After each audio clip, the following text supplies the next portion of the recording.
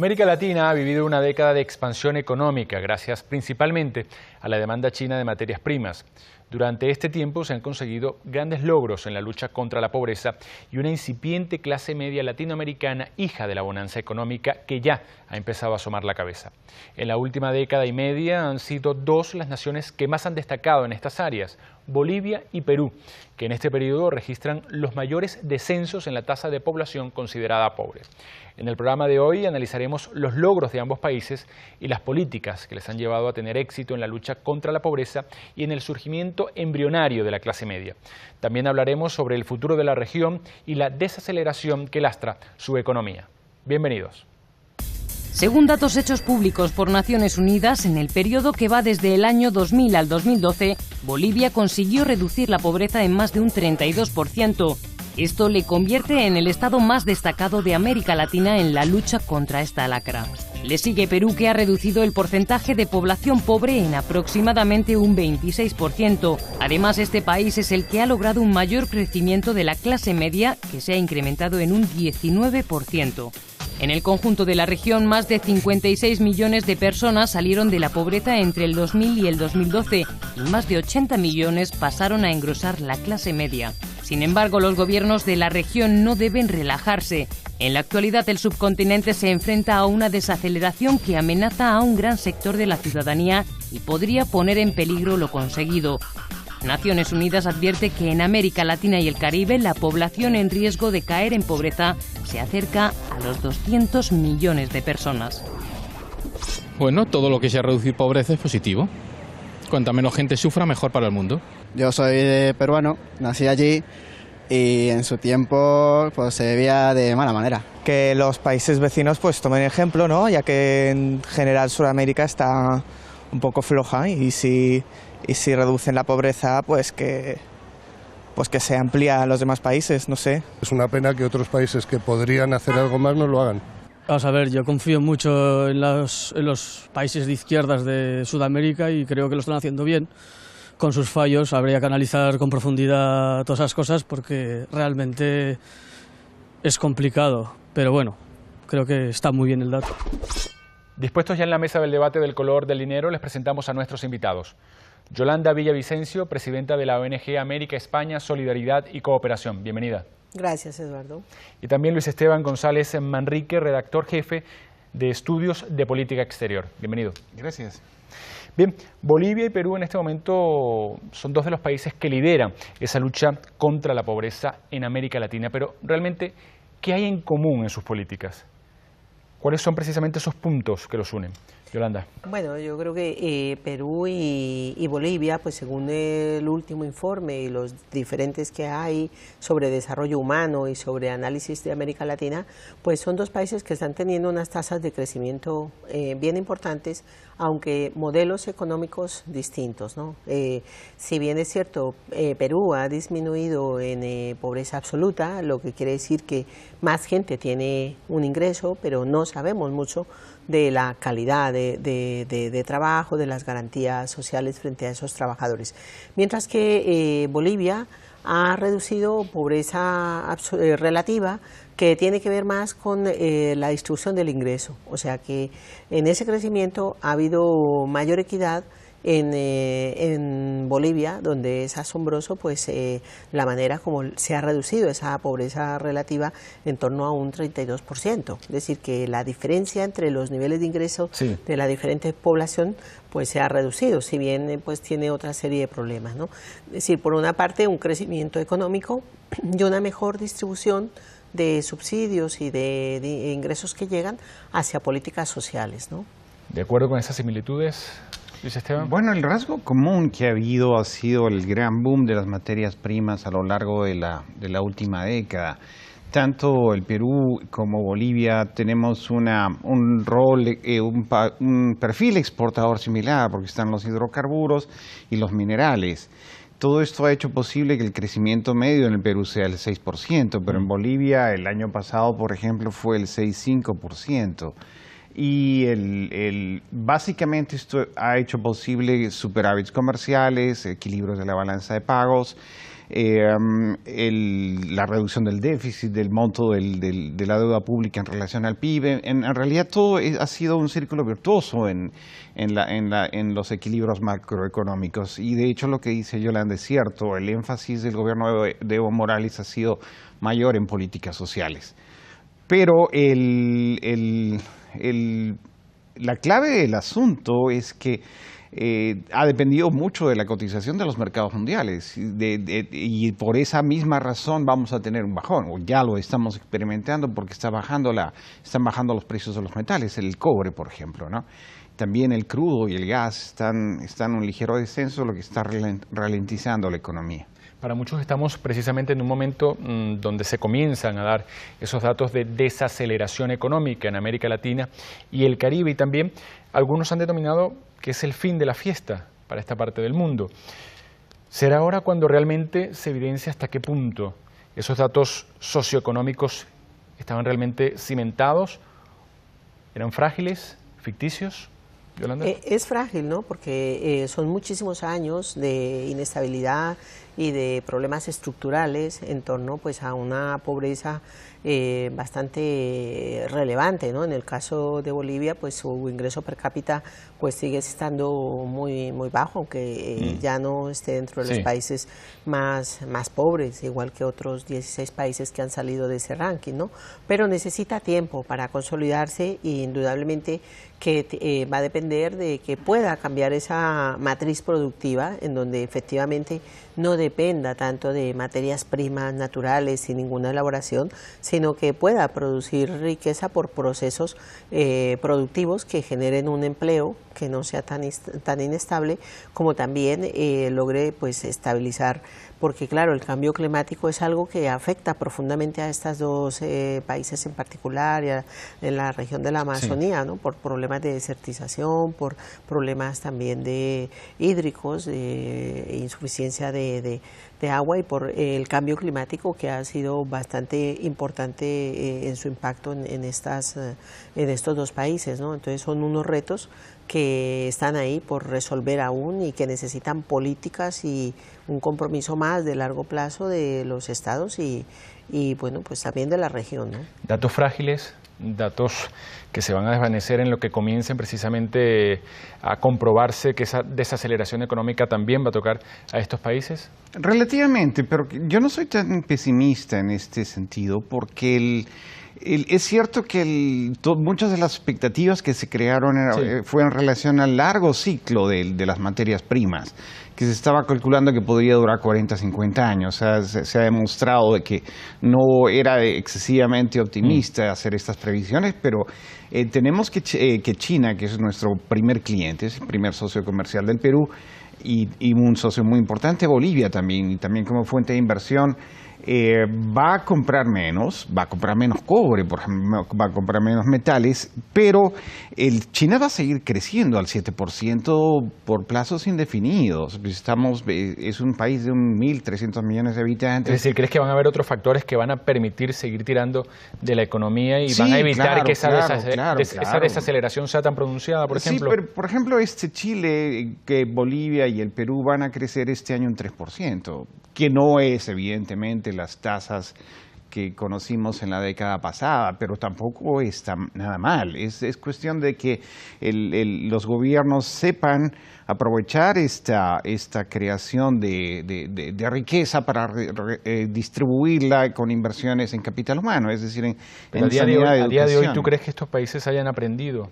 Yo creo que sí, hay una cuestión muy importante, tanto en el caso de Ecuador como en el de Bolivia, que Rafael Correa y Evo Morales han sido discípulos predilectos de Hugo Chávez, pero su política económica no tiene nada que hacer. La inflación está completamente controlada. En Bolivia, por ejemplo, las reservas de divisas están en 15.000 millones de dólares, que es más o menos el 50% del PIB. El PIB de Bolivia son 36.000 millones de dólares actualmente, pero cuando comenzó el gobierno de Evo Morales el año 2006, las reservas de divisas el país estaba quebrado. Esto no puede hacerse solamente con populismo, como ha hecho los gobiernos de Chávez y ahora el de Maduro en Venezuela, con un dispendio masivo y con subsidios masivos a la gasolina. Nada de esto ha ocurrido.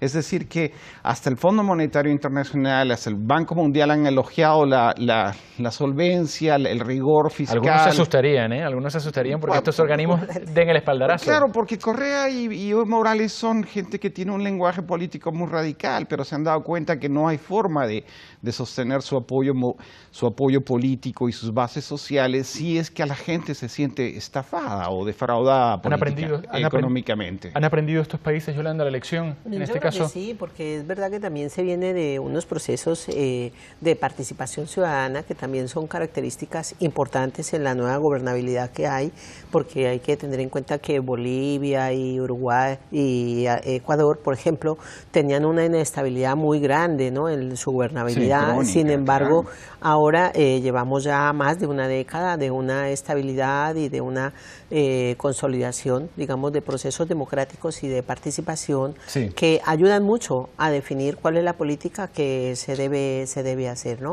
Y ha habido efectivamente un manejo muy sano, en donde en el caso de Bolivia pues ha hecho digamos ajustes importantes a quienes tienen más bienes en cuanto a la fiscalidad, en cuanto a la balanza de pagos, en cuanto al manejo macroeconómico, que le ha permitido también pues hacer avances sociales como la universalidad pues de las pensiones, como caminar hacia un sistema universal de sanidad, de educación, ¿no? Hay un dato interesante y en este caso lo ofrecía la ONU, en particular en relación con Perú, y señalaba que la reducción de la pobreza en este país se debía en un 71,6% al crecimiento económico y solo el 28,4% al efecto redistributivo del Estado.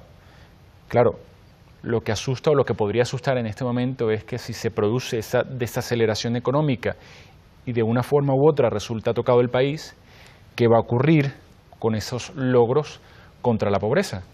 Pero no va a ser como, es decir, no puede reducir en 1 punto, 2 puntos ese crecimiento económico, pero hay un acumulado y hay una, digamos, salud en las finanzas y en las reservas. No va a ser... pero esta proporción es sana. Esa proporción es sana porque es que Bolivia venía de un indicador... Pero en este caso hablamos de Perú, O Perú, claro. Perú, pienso yo que tiene pues mayores riesgos, porque el crecimiento de Bolivia es un crecimiento pues con equidad y pienso yo que con una estrategia más consolidada en cuanto a lograr que se asienten y que sean muy asumidos también por la población, desarrollando también esa capital humano que logre pues esa resiliencia de adaptarse y reaccionar frente a los cambios bruscos que puedan ocurrir en ese contexto. No es el caso de Perú, pero Perú ha crecido de una manera importantísima y también ha consolidado otra serie de procesos. No creo que vaya a haber un retroceso muy importante porque el crecimiento económico pueda ralentizarse. Luis Esteban. Bueno, yo discrepo ahí porque el modelo económico que se viene llevando en el Perú ya tiene 25 años. Comenzó con el presidente Fujimori en el año 90, es decir, que tiene mucho recorrido. Hay un gran consenso social y político sobre las bases fundamentales de lo que queremos los peruanos para el desarrollo de nuestro país. Y tanto es así que los principales candidatos para las elecciones del 2016 van a ser básicamente políticos de derechas o conservadores. Nadie está cuestionando los fundamentos del modelo. Ahora, había una gran inversión en infraestructuras y había una gran inversión en los motores del crecimiento, que es la minería, en hidrocarburos. Se está exportando cada vez con mayor valor añadido. Yo estuve en el Perú todo el mes de mayo. El país está realmente eufórico. Estamos en pleno empleo. Entonces, es decir, esto es un bien intangible, que es la confianza. Hay confianza porque hay un marco político hay un marco de políticas macroeconómicas muy estable, muy sólido, y eso está motivando a que se mueva el crédito, que la inversión venga. En fin, hay perspectivas de perspectivas de desarrollo a largo plazo, que es lo que permite a la gente, por ejemplo, pedir créditos, comprar casas, y bienes de consumo o equipos de capital, maquinaria industrial, que son inversiones a 20, 30 años de maduración, y se está haciendo. En cambio, en Bolivia yo soy más escéptico, más bien, porque el gobierno de Evo Morales ha hecho muy buena política macroeconómica, pero es un gobierno autoritario. Ahora bien, se habla, por ejemplo, de que en el caso de Bolivia, y sé que seguramente Yolanda va a tener algún apunte en este particular en relación con lo que comenta Luis Esteban, pero me gustaría ir avanzando. Se habla de que Bolivia ha registrado la mayor reducción de la pobreza de la región, pero al mismo tiempo ha tenido un importante aumento de la población vulnerable. Esto quiere decir que pueden caer en cualquier momento en la pobreza nuevamente. Sí, brevemente, claro. Reflexión, porque tengo que dar paso a esa encuesta. Sí, porque Bolivia viene de indicadores de mayor pobreza que la que hay en Perú. Es verdad que Perú tiene un proceso mucho más largo de asentar su modelo productivo que Bolivia, que ha tenido mayor, quizás inestabilidad política antes de que llegara Evo, ¿no?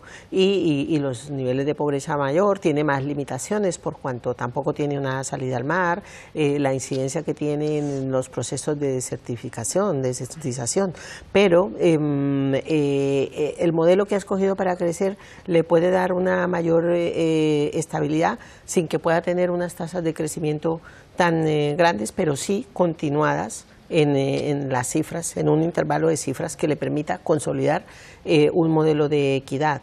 Es un país pues bastante plurinacional y con muchas minorías que está eligiendo también en democracia lo que quiere, ¿no? Entonces creo que eso también es un valor que tienen ellos de quién quieren que les gobierne y quién les está dando más oportunidad a quienes menos tenían y habían estado mucho tiempo segregados, ¿no? Y excluidos. Sí, salimos a la calle como es costumbre y les hemos preguntado si creen ustedes que Bolivia y Perú lograrán en este caso crear una clase media pujante. Ahí lo que hay es mucha diferencia social. Los ricos son muy ricos y los pobres muy pobres, así que esperemos que sí, pero vamos, complicado lo veo. Pues si siguen así, sí, trabajando se consigue todo. Trabajando y que los que están arriba ayudan y no impiden que el dinero vaya a donde no tiene que ir, pues sí, claro. Habrá que verlo, no es Europa. Y no tiene por qué ser Europa el único modelo. Cualquier paso positivo en este caso, imagino que siempre puede progresar algo más. ¿A cuánto estamos hablando? ¿A 10 años? Sigue habiendo mucha pobreza. Creo que esos son los datos que se reflejan, pero no es la situación real. Parte de las respuestas obtenidas en la calle. Retomamos el debate en la mesa del color del dinero. ¿Qué puede aprender en este caso España o Europa de países como Bolivia y Perú? Si es que hay algo que aprender. Yo creo que sí, porque lo primero que hay que aprender es a respetar la autonomía de los pueblos, y estos pueblos pues se han hecho mayores de edad y están dirigiendo su destino. ¿Esteban? Bueno, no sé si se pueden hacer comparaciones. La renta per cápita de España, por ejemplo, son $30.000 al año. El Perú está en 6.000 y Bolivia en 3, o sea, y Chile está en 20.000, o sea. ¿Pero alguna lección? Tenemos el precisamente 65% de la fuerza laboral en la economía informal, es decir, que no paga impuestos, es otro planeta, no hay muy pocas cosas que permitan tener referencias comparables, no creo que sea el caso. Probablemente hay algo que es positivo, que es lo que decía Yolanda, el ascenso social de pueblos que han estado secularmente marginados. El hecho de que 200 años después de su independencia el Bolivia tenga un presidente aymara es una gran lección para muchos países, y esto es una de las grandes explicaciones que permiten entender la popularidad de Evo Morales. Evo Morales tuvo 7 hermanos, 5 hermanos suyos murieron cuando eran niños. O sea, es que la mortalidad infantil era una cosa devastadora en el Perú. Todo eso forma parte del pasado. Y ya los bolivianos tienen el orgullo y la capacidad de estar dejando atrás esos residuos coloniales. Eso me parece una gran lección para el mundo entero, no solamente para Europa, ¿no? Ahora bien, teniendo una visión quizá más amplia de lo que es el continente, hay un dato importantísimo y que es una realidad, ¿no? 80 millones de personas en América Latina han entrado en lo que se denomina clase media, pero también es cierto que otros 200 millones se encuentran en una total vulnerabilidad. Y como ya lo hemos dicho, estamos en una situación en la que hay algunos índices, hay algunos datos que revelan el hecho de que en este momento podríamos entrar en una desaceleración económica. ¿Cómo reaccionar, en este caso, frente a ese dato, esos 200 millones de personas que se encuentran en vulnerabilidad, tomando en cuenta la posibilidad de que esa desaceleración económica les toque? Bueno, hemos dicho que hay un desarrollo muy desigual, Sí. ¿no? Entre países de Sí. América Latina, y pues hay países como Uruguay, Chile, que tienen unos sistemas de bienestar más o menos garantizados y consolidados, y hay otros países que tienen un crecimiento económico muy importante, pero que tienen una desigualdad vergonzosa, ¿no? Como en Colombia, por ejemplo, que es un país que está creciendo, pero tiene una desigualdad grande, ya no solamente entre el ingreso, sino también entre grandes ciudades y zonas más rurales o pueblos más lejanos, ¿no? ¿Qué puede pasar en un proceso? Bueno, hay ahora mismo... En un escenario como ese, ¿no? como De ese. desaceleración económica, 200 millones de personas en una situación de vulnerabilidad. Yo creo que no. ¿Qué medidas aplicar, por ejemplo? ¿Qué medidas aplicar? Pues, hombre, mayor equidad, mayor responsabilidad del Estado frente a estas poblaciones, pero no se hace por igual. Sin embargo, durante mucho tiempo se ha vivido en esa situación, porque a veces cuando se habla de esto, la gente de allí dice, pero es que casi siempre hemos vivido en crisis y estamos siempre saliendo y respondiendo, ¿no? Pues lo ideal es que esos procesos de un aumento de esa clase media, que también permite una mayor gobernabilidad, permite también un mayor cuestionamiento, permite desarrollar unas formas de gobernabilidad, porque es gente que se educa, porque es gente que tiene capacidad, ¿no? Y que está empoderada, pues lo ideal es que eso se consolidara y aumentara, ¿no? Yo creo que no va a haber tanta vuelta atrás y que va a ir por ese camino. ¿Cómo tienen que reaccionar los países frente a estos datos? Bueno, y este posible escenario, claro. Uno de los problemas es la estructura productiva. Por ejemplo, toda la industria extractiva representa en el Perú y Bolivia el 60% aproximadamente de las exportaciones y de los ingresos del Estado. Lo que pasa es que emplean muy poca gente. Incluso la minería, el gas, emplean solamente el 3, el 4%. Es decir, que la riqueza que genera la minería o el sector del petróleo termina sosteniendo a todo al resto de la economía, pero por chorreo, el trickle down que le dicen los gringos. Pero en realidad no crea empleo directo. Entonces, la última iniciativa del presidente Humala es tratar de crear industria para dar valor añadido a estas exportaciones. Por ejemplo, en agricultura es distinto exportar frutas en bruto que hacerlo en bricks, por ejemplo. Esto ya es una industrialización. Pero para eso necesitamos inversión, necesitamos una fuerza laboral capacitada. Es decir, son proyectos a largo plazo. Pero ya se está comenzando. De hecho, el vicepresidente de Bolivia, el señor García Linera, ha dicho que en Santa Cruz se puede ampliar la frontera agrícola, pero no para cultivar soja en bruto. Para transformar, exactamente. Cambio de modelo esa productivo es la clave que genere empleo y empleo de calidad, porque y industria haya textil, claro. industrialización. Hablando de empleo de calidad, hay un elemento importante y con esto me gustaría finalizar. Muchos señalan que la protección social en este momento es lo que más pone en riesgo los éxitos socioeconómicos de países como Bolivia y Perú.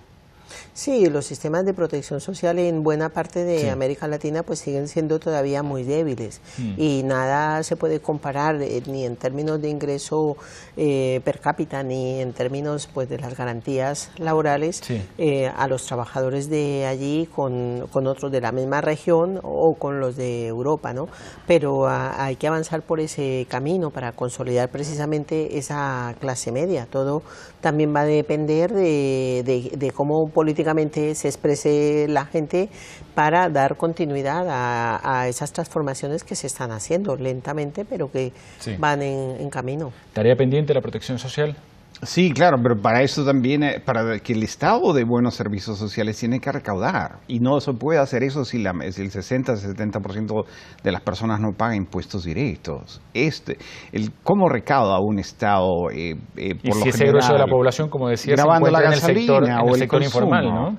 Exactamente. Entonces, ¿cómo puedes tú aumentar el gasto en educación y en sanidad si la gente que va a recibir esos servicios no paga impuestos, salvo cuando va a comprar gasolina o paga un impuesto sobre las ventas? En fin, es un proceso largo porque son deformaciones culturales incluso, que provienen de la desconfianza del Estado. Yo no pago el Estado porque el Estado me roba. Sí. Entonces, esto es un cambio de mentalidades que va a tomar generaciones, claro, pero reducir niveles de corrupción. Exactamente, paralelamente. Todavía, claro. Pero se están dando los primeros pasos. Yo soy optimista en este sentido. Bueno, si les parece, nos quedamos con esa idea de optimismo, por lo menos en lo que se refiere a ese éxito socioeconómico de países como Bolivia y Perú. Gracias a nuestros dos invitados por haber participado de la mesa del debate del color del dinero. A ustedes les recuerdo que nos pueden seguir a través de nuestra cuenta en Twitter y también en la página web hispantv.com. Hasta una próxima.